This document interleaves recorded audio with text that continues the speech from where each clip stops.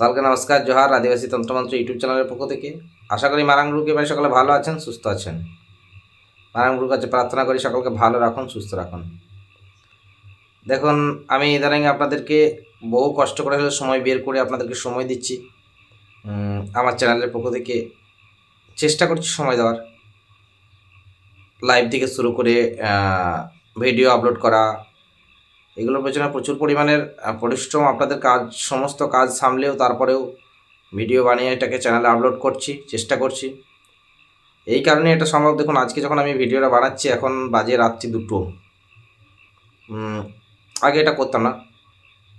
2-2:30টার সময় ভিডিও বানিয়ে মানে চ্যানেলের জন্য চ্যানেলে ভিডিও আপলোড করবো মনে করলে এতটা পরিশ্রম আমাকে করতেই হবে। 2টো, 2:30, 3টে অবধি পরিশ্রম করার পরে তাহলে সেটা সম্ভব। তাছাড়া আমার কাছে আগে যেটা করতাম, হয়তো 12টার মধ্যে শুয়ে যেতাম, তো 12টার সময় 12টার পরে আর ভিডিও বানানো সম্ভব হতো না। সারাদিন কাজকর্মে সারা পরে বানাতাম না। কিন্তু এখন আপনাদের কথা ভেবে আপনাদেরকে কথা দিয়েছি, সেই কথা রাখার জন্য 2টো, 2:30, 3টার সময় ভিডিও বানানো এবং সেগুলোকে আবার চ্যানেলে মানে চ্যানেলে আপলোড করে সেটাকে আপলোডে যে প্রসেসিং কমপ্লিট করে সেটাকে আবার আপনাদের সামনে নিয়ে আসা। এর জন্য প্রচুর পরিশ্রম কন্টিনিউ চলছে। চেষ্টা করছি যতটা পারি, কারণ চ্যানেল ধীরে ধীরে অনেকটা গ্রো করেছে আপনাদের ভালোবাসায়। এবং আপনাদের অনেকেরই রিকোয়েস্ট যে দাদা আপনি আরও বেশি বেশি ভিডিও আপলোড করুন এবং আরও বেশি মানুষের কাছে পৌঁছাক, যাতে আমরা যারা উপকার পাচ্ছি তার থেকেও আরও 5জন যেন উপকার পায়। আপনার দরকার আছে। তো প্রত্যেক জনার কথা যে রিকোয়েস্ট, সেই রিকোয়েস্টকে মান্যতা দিই এই সিদ্ধান্ত যে ভিডিও বেশি করে আপলোড করবো। আমার বাড়ি একটা পাখি পোষা আছে, মিঠু। ও যে কী জিজ্ঞেস করছে আর কি, কী হলো। রাত্রে কথা বলেছি। তো আশা করি মারাংগুরুকে প্রায় সকলে ভালো আছেন, সুস্থ আছেন। মারাংগুরুর কাছে প্রার্থনা করি সকলকে ভালো রাখুন, সুস্থ রাখুন।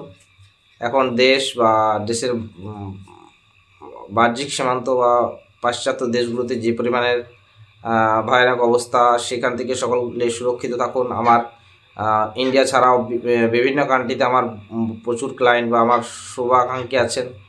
ক্লায়েন্ট বলা ভুল হবে, শুভাকাঙ্ক্ষী আছেন যারা আমার কাছে আসেন। তো বিভিন্ন কাজ করিয়েছেন।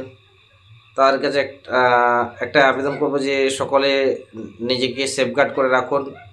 কারণ যে সমস্ত কান্ট্রিগুলোতে এখন যুদ্ধ পরিস্থিতি, যেমন আরব, দুবাই, ইরান, ইরাক, কুয়েত, আমেরিকাতে লন্ডন, হংকং, সুইজারল্যান্ড, এই সমস্ত কান্ট্রিগুলোতে কিন্তু আমার বহুত শুভাকাঙ্ক্ষী আছেন যারা হয়তো বাংলাদেশি বা পশ্চিমবঙ্গের বাসিন্দা বা ইন্ডিয়ার বিভিন্ন স্তর থেকে গিয়েছেন, ওখানে কর্মসূত্রে আছেন।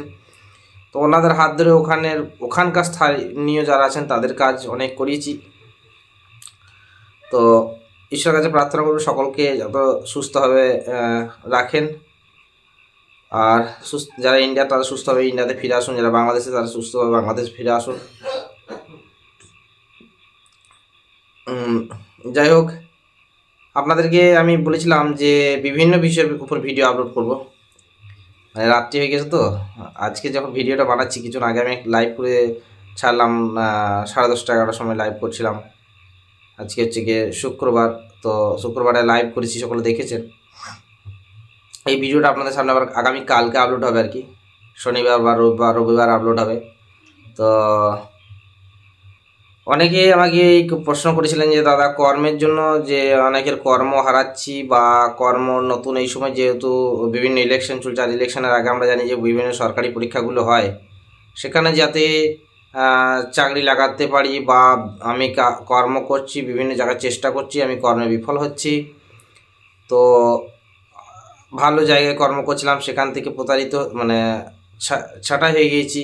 এইরকম অনেকের প্রশ্ন এসছে যে দাদা আপনি তো বশীকরণ নিয়ে দেন আর আপনি সমস্ত রকমের কাজ করেন বলেন, তো কর্মের জন্য কোনো রকম একটা ভালো ভিডিও আপনি দিন।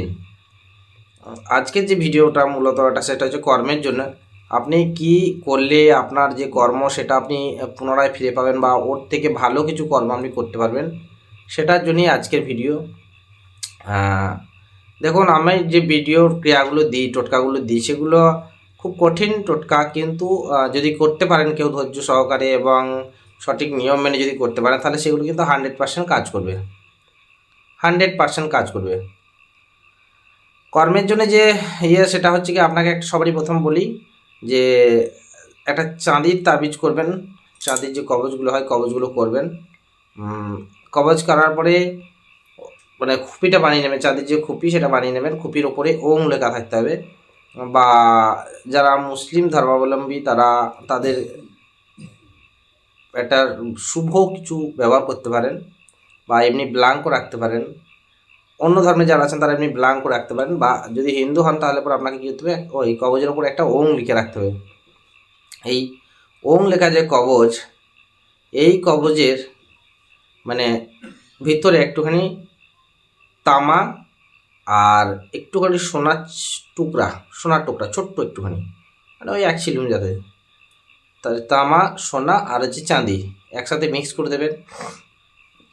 চাঁদি তো আপনার ওপরে কবচটাই, তাহলে ওই তামাটা সোনাটা কেটে একটুখানি করে ওই কবচের মধ্যে ভরে দেবেন।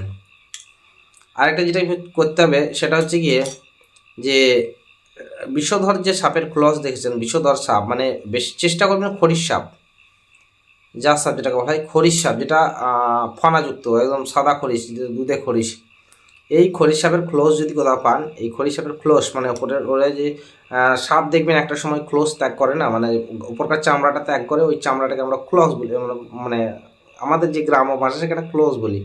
তো ওই ক্লোজ যে ত্যাগ করছে, ওই দুধে খরিশের ক্লোজ যদি কোথাও পান, সেই ক্লোজটা সংগ্রহ করে রাখবেন।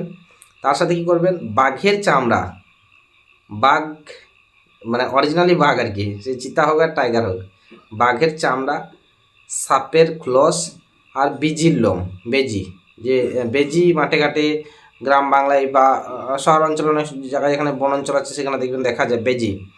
এই বেজির লোম, বাঘের চামড়া আর হচ্ছে গিয়ে সাপের ক্লস, এই 3টে অংশকে একসাথে জোগাড় করবেন।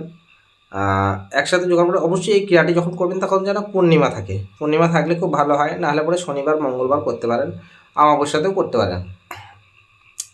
এই 3টি জিনিসকে আমাকে সংগ্রহ করতে হবে, বেজির লোম, সাপের খোলস আর বাঘের চামড়া, এই 3টি জিনিসকে সংগ্রহ করে রাখুন। এই 3টি জিনিসকে সংগ্রহ করে যে বেজি যে সাপ কাটতে দেখবেন অনেক সময়, এটা গ্রাম অঞ্চলেই বেশি দেখা যায়, বেজি যে সাপকে দংশন করে না, এই মানে সর্প যে দংশন করতে যায় সেই সময় দেখবেন বেজি দেখবেন তার গলা ধরে কেটে মানে সাপটাকে মেরে দেয়, এবং ওই বেজিটা গিয়ে দেখবেন ধূর বা ঘাস, বেশিরভাগ সময়তে দেখবেন নরম জাতীয় ধূপ বা ঘাসে গিয়ে ওরা মুখটা মোছে, বেজি দেখবেন সবসময় ধূপ বা ঘাসে গিয়ে মুখটা মোছে। তো ওই বেজিটাকে লক্ষ্য রাখতে হবে, একটা সাপকে কাটার পরে সে কোথায় গিয়ে মুখটা মুছলো, মানে মুখটা পুছে নেবে, রক্ত যে লেগে গেল মুখটা ওরা পোছে সঙ্গে সঙ্গে, একটুখানি সাইডে গিয়ে মুখটা পোছে, একটা সাপকে মারার পরে ওরা সাইডে গিয়ে মুখটাকে পুছে নেয়।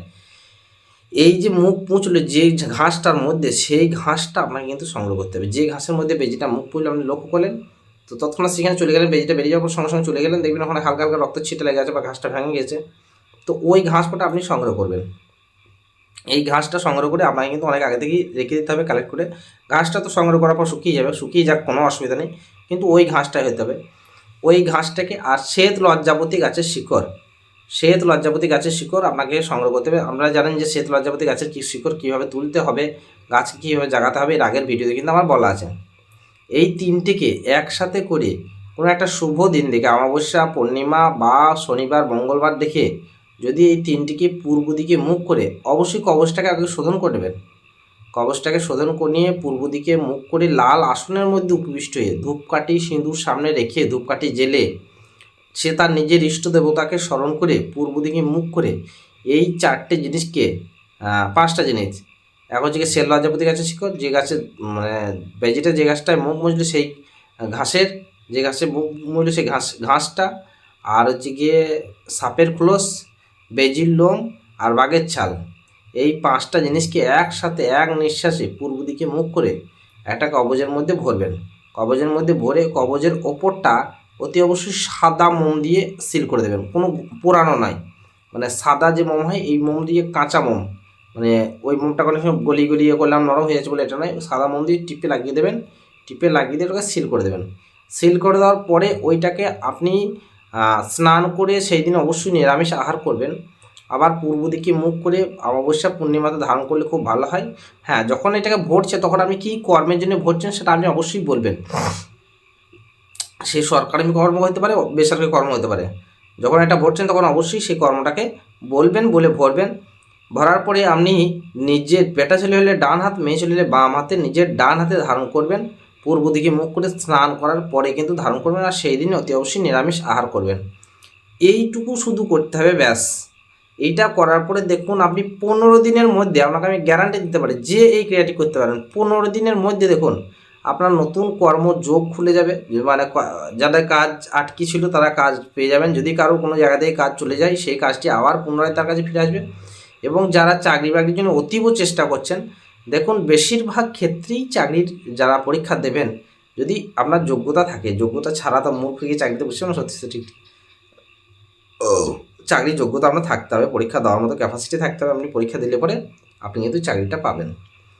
যাই হোক, এরকম যদি যে সমস্ত তন্ত্রবিদ্যাগুলো এখন অব্দি ইউটিউব জগতে কেউ দেননি, এইরকম তন্ত্রবিদ্যা যদি জানতে চান তাহলে আমার চ্যানেলটাকে সাবস্ক্রাইব করুন, ফলো করে অল নোটিফিকেশানটাকে অন করে রেখে আমার চ্যানেলটাকে আরও 5 জনের কাছে ছড়িয়ে দিন, যাতে আপনাদের সহযোগিতায় আমি চ্যানেলটাকে আরও বাড়িয়ে নিয়ে যেতে পারি।